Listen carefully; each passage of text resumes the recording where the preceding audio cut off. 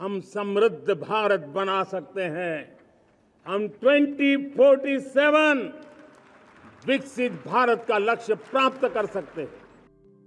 तो दोस्तों, आज का वीडियो इस बात पर है कि भारत एक डेवलप्ड नेशन कब बनेगा और कैसे बनेगा। कुछ ही दिन पहले 15 अगस्त के दिन प्रधानमंत्री मोदी जी ने कहा है कि देश जब अपनी आज़ादी के 100 साल पूरे कर रहा होगा, यानी कि 1947 से 2047 तक, तो देश एक डेवलप्ड नेशन या फिर विकसित भारत बनेगा। अब भारत विकसित कैसे बन सकता है, उसको अपनी किस चीज़ को, किस नीड को पूरा करना होगा जिस पे वो सबसे ज़्यादा डिपेंडेंट है। भारत की सबसे ज़्यादा डिपेंडेंसी जो है, जिसके लिए वो हमेशा दूसरों पे निर्भर रहता है, वो है उसकी एनर्जी नीड। चाहे वो क्रूड ऑयल हो, चाहे वो न्यूक्लियर के लिए यूरेनियम हो। क्रूड ऑयल तो आपको पता ही है कि डे बाई डे हर चीज़ को चलाने के लिए डीजल पेट्रोल की ज़रूरत पड़ती है, और भारत इसके लिए दूसरे देशों पे डिपेंडेंट है क्योंकि ये नेचुरल गैस है, और नेचुरल गैस भारत के पास ये है नहीं। अभी जो भारत रसिया से तेल ले रहा है, उसके लिए भी अमेरिका ने उसके ऊपर 50% टैरिफ इसीलिए लगाया है कि भारत अपनी जो तेल की ज़रूरत है वो रूस से पूरा कर रहा है, क्योंकि रूस हमें सस्ते दामों पे क्रूड ऑयल दे रहा है।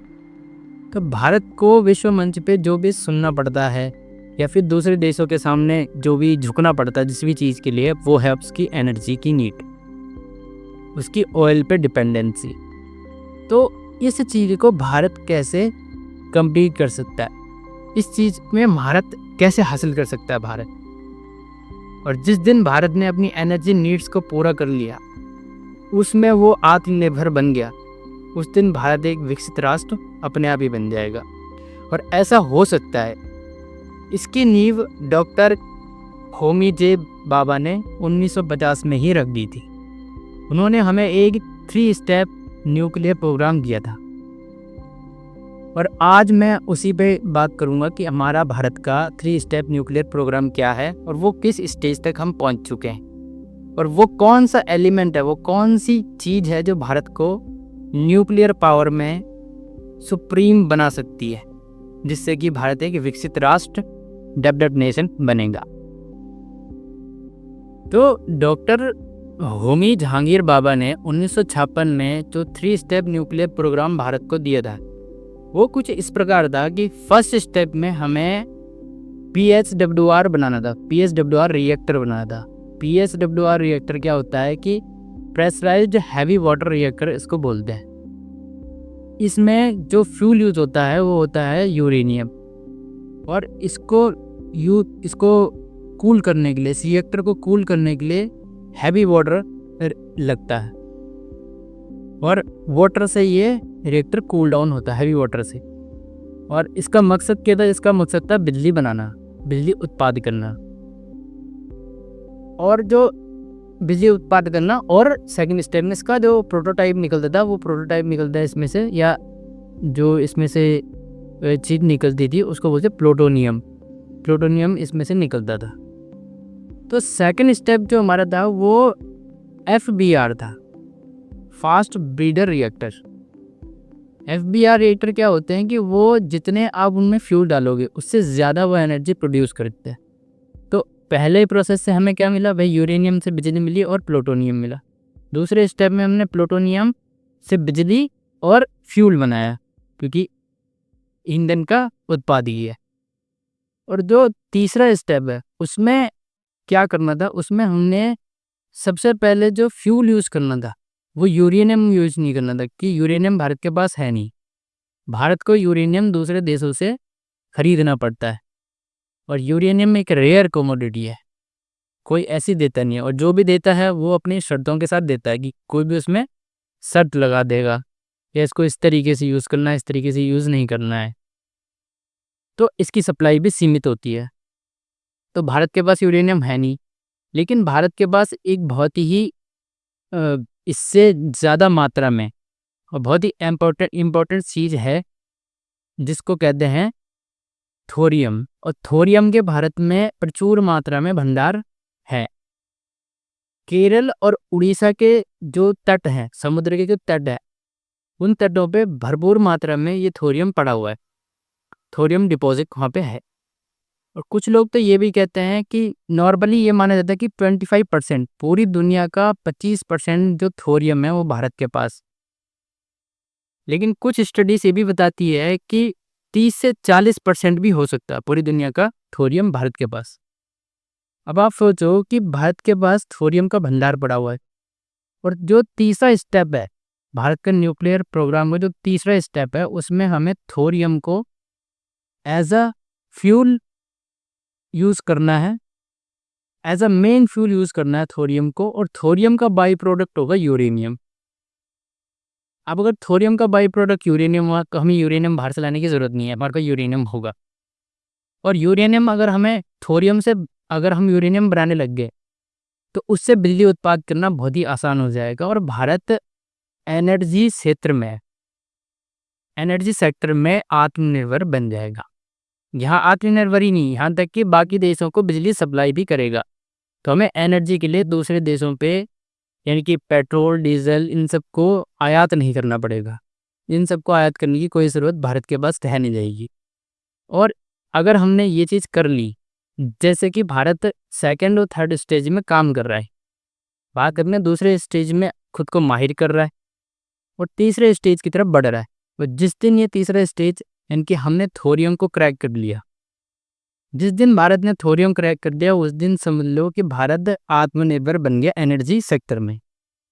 और जैसे कि आप लोग सभी जानते हो कि भाई आजकल दुनिया में कोई भी चीज़ एनर्जी के बिना नहीं चलती, चाहे आपकी गाड़ी हो, मोबाइल फ़ोन हो, रेडियो हो, कुछ भी हो, सैटेलाइट हो, सैटेलाइट को भेजने वाले रॉकेट हो, और या फिर आपके जंग में हथियार जो यूज़ होते हैं उनमें, हर चीज़ फ्यूज से, हर चीज़ एनर्जी से चलती है।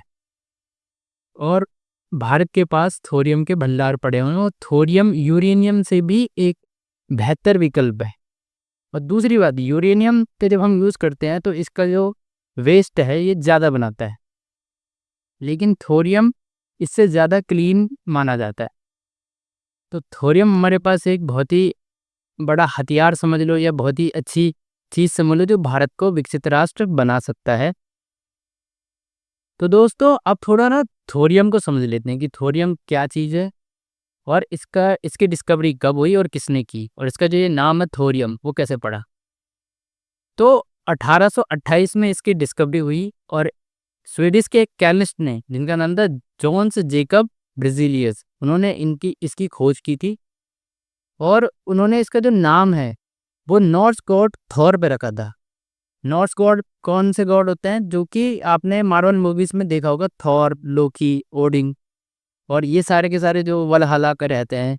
तो ये बहुत ही फेमस मूवीज़ है हॉलीवुड की, जिसने देखी वो समझ जाएगा कि थॉर कौन है। और थॉर को माना जाता है कि वो थंडर और वॉर का गॉड है, बिजली और वॉर का, युद्ध का गॉड है। तो अब थोरियम भी थॉर के नाम पे पड़ा है, और इससे भी बिजली बनाई जाती है, एक तरीके से ये भी पावर जनरेट करता है। तो ये तो हो गई थोरियम के बारे में। और थोरियम, अब जो अपना भारत का जो तीसरा जो स्टेप है न्यूक्लियर प्रोग्राम में, advance nuclear program systems Bharat बनाएगा, और उसमें जो जो फ्यूल होगा वो थोरियम यूज़ किया जाएगा, जिससे कि भारत को सदियों तक फ्यूल की कमी नहीं होगी, एनर्जी की कमी नहीं होगी। और भारत न सिर्फ अपने देश की ज़रूरतें पूरी करेगा एनर्जी की, बल्कि बाकी दुनिया को भी एनर्जी, यानी कि बिजली सप्लाई कर सकता है। तो ये एक चीज़ है जो भारत को आत्मनिर्भर और एडवांस बना सकता है, 2047 तक एक विकसित राष्ट्र, एक डेवलप्ड नेशन बना सकता है।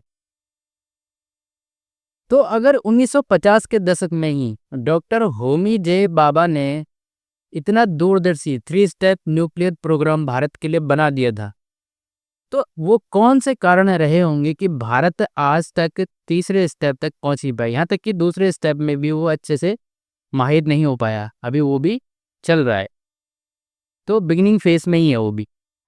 तो ऐसे कौन कौन से कारण रहे होंगे कि भारत अभी तक कर नहीं पाया। तो वो इसलिए क्योंकि सबसे पहले तो भाई फर्स्ट स्टेप के लिए ही बहुत सारा यूरेनियम चाहिए होता है, और भारत के पास यूरेनियम है नहीं। और यूरेनियम है अमेरिका, चीन और रूस जैसे देशों के पास। लेकिन ये देश भारत की मदद क्यों करेंगे? रूस ने तो फिर भी करी है, लेकिन अमेरिका भारत की मदद क्यों करेगा? 1974 में 1974 में जब भारत ने पहला अपना न्यूक्लियर टेस्ट किया था, पोखरण 1, तब अमेरिका और यूरोप के देशों ने भारत पर सैंक्शन लगा दिए थे, न्यूक्लियर सैंक्शन लगा दिए थे, और न्यूक्लियर तकनीक, यूरेनियम और इन सब चीज़ों को भारत को देने से मना कर दिया था, जिसके कारण दशकों तक भारत की ये पॉलिसी ऐसी लटकी रही, क्योंकि यूरेनियम नहीं मिला और ये प्रोग्राम आगे नहीं बढ़ पाए। तो दोस्तों, समझने की बात ये है कि कोई भी देश जो पावरफुल हो चुका है, जो विकसित बन चुका है, वो कभी ये नहीं चाहेगा कि दूसरा जो विकासशील देश है, भारत जैसे देश, उसकी बराबरी पे आ पाए और खुद को विकसित बना पाए। क्योंकि अगर हमने एनर्जी डिपेंडेंसी उन पर से छोड़ दी, तो उनके जो तेल के भंडार हैं, सऊदी अरबिया में तेल के भंडार है, जो हम तेल खरीदते हैं उनसे, वो कौन खरीदेगा? उनकी तो पूरी की पूरी इकोनॉमी उस चीज़ पे चल रही है कि भारत उनसे तेल लेगा। अमेरिका के पास भी तेल है, भारत अमेरिका से भी तेल खरीदता है, हथियार खरीदता है। तो भारत क्यों हथियार खरीदेगा, क्यों तेल खरीदेगा, जब उसकी जो एनर्जी नीड्स है वो खुद ही वो पूरा कर लेगा? तो सीधी बात, समझने वाली बात ये है कि कोई भी बड़ा व्यक्ति कभी भी छोटे व्यक्ति को बड़े बनाने के बारे में नहीं सोचेगा। ऐसे देशों के बीच में भी, ऐसे ही राष्ट्रों के बीच में भी है, कोई भी राष्ट्र नहीं चाहेगा कि छोटा राष्ट्र उसके बराबर खड़ा हो जाए। इसलिए सभी कहते तो हैं कि वो हमारे मित्र राष्ट्र है, वो जैसे कि मोदी जी कहते हैं कि डोनाल्ड ट्रम्प उनके फ्रेंड है, लेकिन फ्रेंड कोई, राजनीति में कोई दोस्त नहीं होता मेरे भाई। ये समझ लेना चाहिए भारत को, क्योंकि भारत के पास बहुत क्षमता है, लेकिन अगर हम दूसरों पे डिपेंड रहेंगे तो कभी भी विकसित देश नहीं बन पाएंगे। तो दोस्तों, आज हम इस वीडियो को यहीं समाप्त करते हैं। अगर आपको इस टाइप की इन्फॉर्मेटिव वीडियो पसंद आती हो तो लाइक, शेयर और सब्सक्राइब करना ना भूलें। आपका एक लाइक आपके लिए फ्री है, लेकिन हमारे लिए नेक्स्ट वीडियो बनाने की मोटिवेशन है। Thank you.